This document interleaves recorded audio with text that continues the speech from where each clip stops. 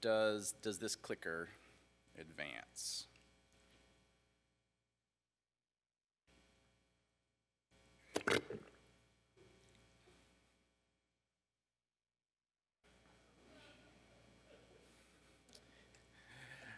All right, yes, that was made with AI, in case you're wondering. No actual adorable little girls drank mud for the making of this video.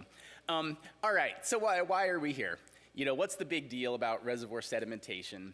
And one of the big deals, you know, a large motivation for all of this, is that the lakes in the country are like drinking water cups. There's only so much volume available. You could either fill it with water, or if you stack up mud on the bottom, you're filling it with mud, and there's less and less storage space available for water. And that's kind of the situation we're in the United States with all of these lakes. This is Tuttle Creek Lake, and as you see there, well, the first contour was from when the dam was first built, and all of that area was full of water. But then as we see in 1983, 2009, and then jumping forward with projections to 2074, almost all of that space is projected to be full of mud. If we don't do something, all of what used to be water will end up being mud. And Josh Olson will talk more about that. But this same thing is happening at lakes all around the country, to varying extents. This is an analysis of Corps of Engineers lakes. This is based on 162 lakes, for which there was enough data in the Corps' databases. And what we found is that we are losing 210,000 acre feet every single year of water storage. And so that's the equivalent of losing 2.2 median-sized lakes every single year to sedimentation. The quantity of sediment deposition that causes that, 339 million cubic yards of sediment depositing every year. That is greater than the entire Corps of Engineers dredging program. So for all of the Mississippi River, all the other navigation channels, all of the ports and all of the harbors put together that the Corps dredges, which is actually the lion's share of the Corps' budget, this is greater than that.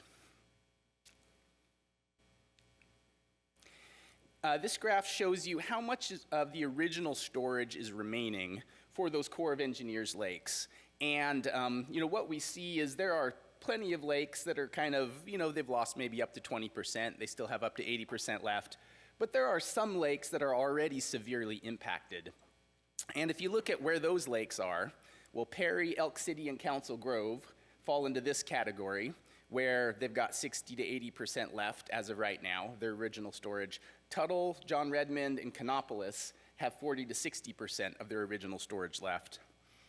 And in case you're wondering about these, those lakes are in Oklahoma, Iowa, and Ohio. So there is definitely a really concentrated issue in the Midwest, where sediment loads are very high, and the lakes are very important, but they're filling with sediment. But it's not just a Midwest problem either. So this is an analysis done by Melissa Foster and some others from the Bureau of Reclamation. And there's over 57,000 water storage reservoirs in the United States that have at least 832 cubic kilometers of water storage. And this kind of shows you where they are. And this group did an analysis and a projection of all of these lakes and how much sediment they think is in each of these. And so we'll get to that in just a second. But a point to make is that while surface water is renewable, it continues to rain and it continues to fill the lakes up, the storage itself is finite. If you don't manage the storage, it will fill with sediment, and eventually you will have a dam that's full of sediment. So these are examples of dams that filled with sediment and then the dams were removed. So the one here on the left, San Clemente, or Clemente, how you pronounce that, in California, you can see from the figure from 2013 that the original multi-purpose pool or conservation pool there in the blue contour, and it's almost completely full of sediment. That's as of 2013, and the dam was removed in 2015. So if you don't do anything, eventually the dams are full of sediment, and you have a giant liability. It's not cheap to remove a dam. You still have to do something with all the sediment, either pass it downstream or remove it and do something else with it. That becomes a very expensive thing to do.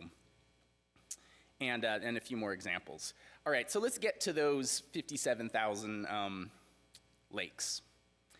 And what we see here is different sizes of lakes in different parts of the country. So the size of the dot is how big that original storage is.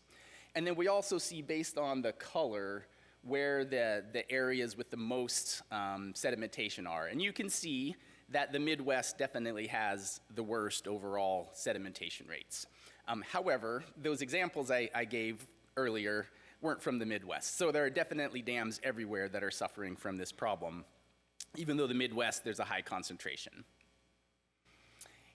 So if you take all of those lakes and you do the modeling that was done, the estimating that was done, and you look at how much the overall capacity, how much volume of water we're storing in the country, then you get this graph here. So the black line shows as-built storage. So when storage was originally built, how much was available. And then as that dotted line shows, well, how much storage is now available. And you see it's going down, just like that earlier plot. There's less storage now because of the sediment that is depositing.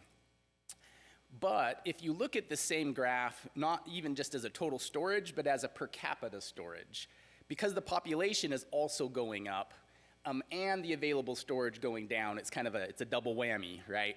And there's less storage per person, and it looks quite a bit worse.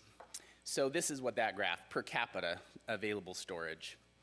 And again, as it's going up, that meant we were building new dams. But now as it's going down, it's because we're losing storage due to sedimentation and the population is still increasing. And so our per capita storage has gone down. If you look at where we are today and the amount of storage per person, it's equivalent to where we were back in 1953. So before all the big dam building had happened, really more into the 60s, right?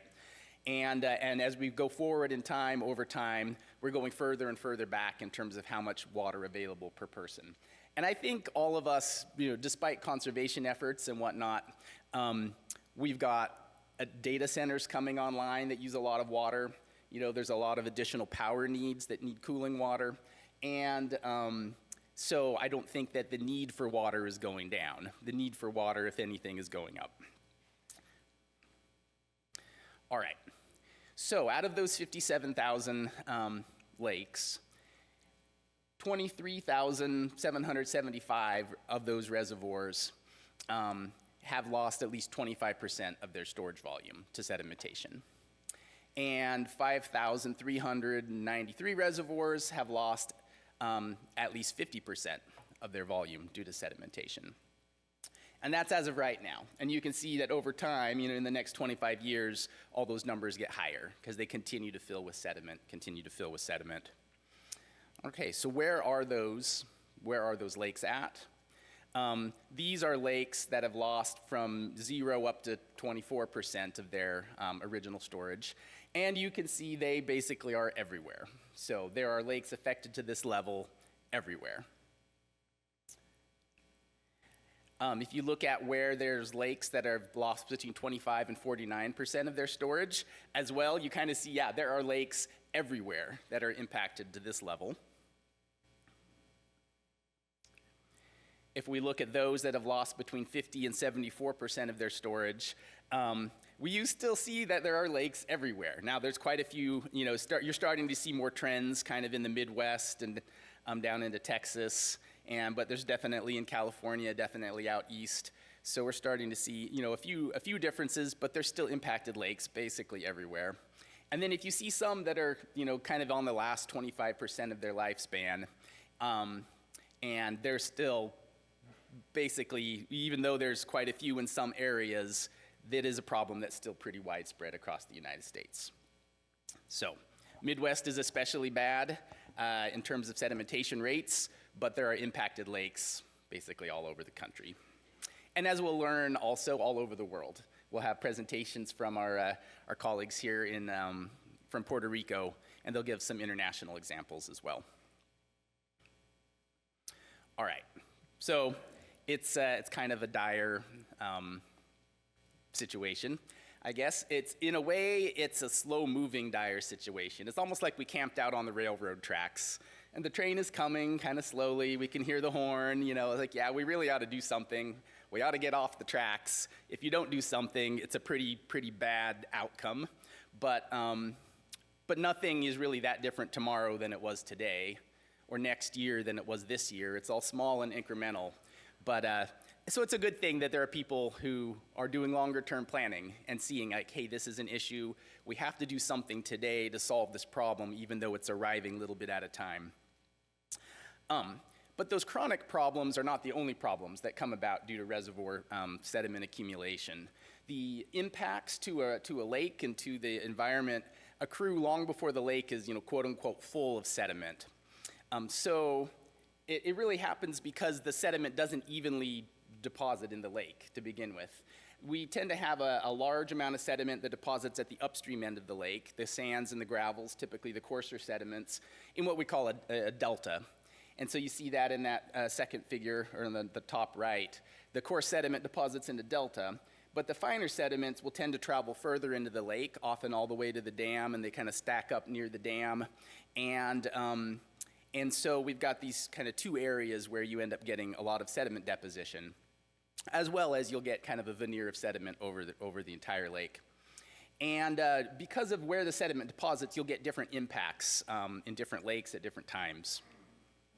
So for instance, at Tuttle Creek Lake, we've had both of this kind of sediment deposition going on, and a sediment delta has moved from the upstream and filled in the upstream end of the lake. It's about cut the surface area of the lake in half. So that's a recreation impact, not as much surface area for recreation. There are boat ramps in those upper reaches that have silted in. There are coves that have silted in, which are important for fish habitat as well as for anglers. And there was a campground that had a water intake in the lake, and the campground's been abandoned, and the water intake is not in the water anymore. So this has had recreation impacts for sure in Tuttle based on where the sediment's deposited. We'll learn tomorrow more about this lake, Lewis and Clark Lake in Missouri. But this is Lewis and Clark Lake, on the Missouri River, not in Missouri. And as of 1964, when the dam was first built, and then as of 2013, you can see all of that sediment that's deposited at that upstream end. Here, I'll back up again so you can see. So look at that upstream end of the lake that was open water, and then a few decades have passed, and a lot of that is filled with sediment. And this has caused an issue based on where the sediment's deposited. Because when sediment-laden water enters a lake and it hits the backwater of the lake, that's when those coarser sediments will drop out. But after the coarse sediment drops out, it actually raises the backwater slightly, and now the new coming in sediment will hit that backwater further upstream, and it'll deposit. So the delta actually grows in both directions. It marches downstream towards the dam, but because of this backwater effect, it also grows in the upstream direction. This has had major problems for Lewis and Clark Lake and the surrounding communities. So the town of Niobrara has had to be moved twice. And these numbers are now a bit old, and they're not adjusted for inflation and whatnot. So these numbers really should be higher than this. But Niobrara had to be moved when they first built the dam because it was in the footprint of where the pool would be. But then because of this backwater effect and the flooding that's been caused by sedimentation, the basement started to flood, some of the public facilities flooded, and the town had to be moved again. There's a road that's upstream, and 8 miles of the road had to be raised now because of the flood heights being raised. And then every year, in any given year, there has to be flooding easements. The Corps of Engineers will do the least expensive way to handle a problem, as you would hope. But that ends up being flooding easements because as more and more people get flooded out, they just have to continuously buy more easements year after year. As of a few years ago, that number was around 50 million, although I say it needs to be updated. So that's an issue. Sediment that deposits close to the dam can also be an issue.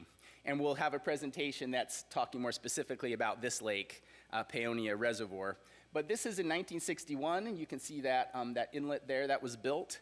And then on the right, as of 2014, you can see all that sediment that's deposited, and it's partially blocking that inlet. And this could be an operational problem, of course, if you can't get water out to the water users. This could be a dam safety concern if you're depending on an inlet to be able to pass flood discharges. It could be different for each lake, but it's definitely a problem. And this was about 25% full of sediment when this happened. So it wasn't that the whole lake was full. Usually, in fact, when you get to about 20%, 25%, you start to see more of these O&M issues crop up. And like I say, we'll hear more about that in a presentation tomorrow. This is Canopolis Lake in Kansas, and you can see some sediment that's deposited near the gate, and this has become an ongoing maintenance problem. It was thought that there was a local source, an eroding shoreline was contributing sediment, but the whole lake is about half full of sediment. So when the sediment that's deposited near the gates there is removed, they're still pulling in a lot of sediment into the conduits, and it can be a problem with the emergency gate operation. If it makes it so it can't seal, or if too much mud gets stuck on it, it makes it so it can't be raised. That could be a major problem. So it's an ongoing, there's been 2 dredging projects already trying to address this, and a lot of maintenance actions trying to look at this and what could be done.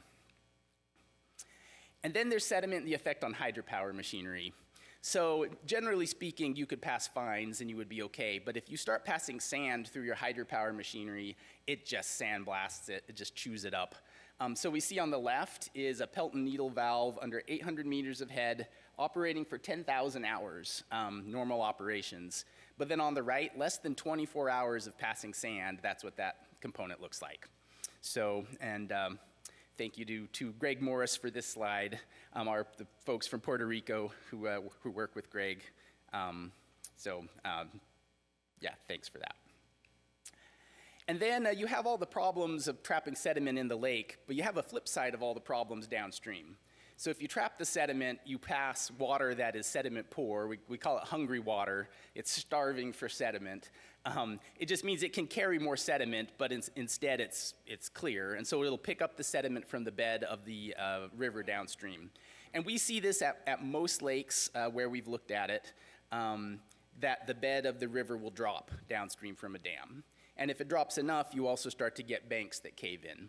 So this can lead to land loss. It can expose buried pipelines, sewage pipelines, oil and gas pipelines, expose bridge piers. It can cause lowering that then head cuts up tributaries and causes the same problems on tributaries to that downstream channel. It can lower the groundwater. And then if you've got irrigation channels downstream, the Bureau of Reclamation has reported that you actually get more exfiltration of your water. You get more losses if there's no fines in the water, because the fines help to fill some of those interstitial spaces, and so you get less water leaving your channels. So they actually do some projects intentionally passing sediment downstream for the purpose of helping to line the channels. So a lot of issues with the channel downstream. As an example, each of these dots represents the concentration of sediment flowing into Tuttle Creek Lake. And what we see for a discharge of 2,000 CFS, the natural range of what comes into the lake varies from about 200 to 5,000 milligrams per liter of suspended sediment. However, prior to the current dredging, at 2,000 CFS, what we saw downstream from the dam was 20 milligrams per liter. So very sediment poor relative to what is coming in from upstream. And how much sediment is 20 milligrams per liter? Well, if you were to take a jelly bean and take a little bite, a 50th of that jelly bean, and then spit it into a liter of water, that would be 20 milligrams per liter. It's very, very clear water. And in case you're wondering, the natural range then is a fifth of a jelly bean up to 5 jelly beans. That's kind of the natural range in how many jelly beans per liter of water would be coming in from upstream. And this can have impacts on native ecology downstream. So this is a slide. It's from the Colorado River, but before Grand Canyon Dam was built, the turbidity levels were close to 1,000 FNU, which you see there on the right, that more turbid water. And then after the dam was built, the turbidity levels have dropped down to 50, so that very clear water on the left. And what happens then is the native species that were used to the turbid water, they would hide in the turbid water. They use their sense of smell rather than sight for predation. They get outcompeted or preyed upon by the non-native species. So that is an impact. And then the impact of trapping sediment in lakes all around the country is that there's a tremendous quantity of sediment that no longer makes it down to the Gulf. So this is the Mississippi River Delta in 1930 at the top, and then you see what it looks like today down at the bottom. And there's a tremendous amount of sediment that used to be resupplying, so there were forces of erosion that would happen and settlement that would happen, but it would be constantly resupplied by new sediment from upstream. Since we've cut off the sediment, we've got an unbalanced type process, and then the Gulf is eroding away. We see this same thing happen for every major delta on Earth where the watershed upstream has a lot of dams built. We've seen it just in the last couple decades in the Mekong River basin, because a lot of dams have been built just in the last couple decades, and so we're seeing this now in that delta as well. All right. So this is kind of a depressing talk, because a wonderful way to start a conference, right? Let's be sad. But there's good news too. The good news is that this problem is solvable. There are, just as there are problems all over the country and there's problems all over the world, there are lakes all over the world that have addressed this problem. There are technologies now, and there are new technologies being developed to address this issue. And I'm not going to go into all of the different technologies. You'll hear a lot about them from some of the other speakers over today and tomorrow. But just to make a little point about it, there are lots of different solutions. If you're only good with hammers, then every problem is a nail. You've heard that adage. You actually need to pick the right solution for your particular dam. And it'll have to do with the infrastructure, where the gates are located, how much water is passing through the dam. It'll have to do with what's downstream and whether you could pass the sediment or how much or under what conditions. And so you have to pick the right solution for the particular dam. But there are 4 basic categories of management methods. You can reduce the amount of sediment coming in, and we'll have several presentations about watershed sediment management, both today and tomorrow, that will be talking about that. You can redistribute in the lake where the sediment deposits. So if your problem isn't really total volume loss, but it's just where that sediment is depositing, at this boat ramp, at this water intake, you can do things to get it to deposit somewhere else in the lake. You can route the sediment, which means prevent it from depositing in the first place. And I think we'll probably hear some more about that over these couple days. And then you can remove sediment either hydraulically by lowering the lake down and running it like a river and letting hydraulics erode, or through various kinds of dredging. And you'll hear a lot more about some innovative dredging. So there's basic categories of sediment management. But the good news is these have been implemented. We have examples where these can make a real difference in extending the life of lakes around the world. So just as a recap, reservoir sedimentation is a major issue. It's a major issue in Kansas, which we'll hear more about in just a minute. It's a major issue across the country and really across the world. And the problems are both chronic and acute, but there are real solutions that can help. So with that, I am done with my presentation, and thank you very much.